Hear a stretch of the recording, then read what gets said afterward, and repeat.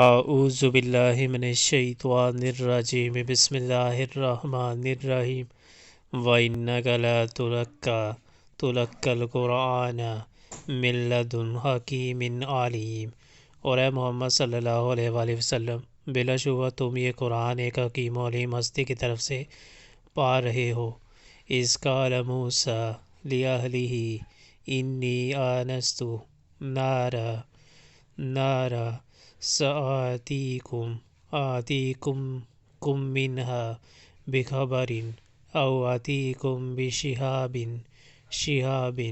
قَبَسٍ لَعَلَّکُمْ تَصْطَلُونَ۔ انہیں اس وقت کا قصہ سناؤ جب موسیٰ علیہ السلام نے اپنے گھر والوں سے کہا کہ مجھے ایک آگ سی نظر آئی ہے، میں ابھی یا تو وہاں سے کوئی خبر لے کر آتا ہوں یا کوئی انگارہ چن لاتا ہوں تاکہ تم لوگ گرم ہو سکو۔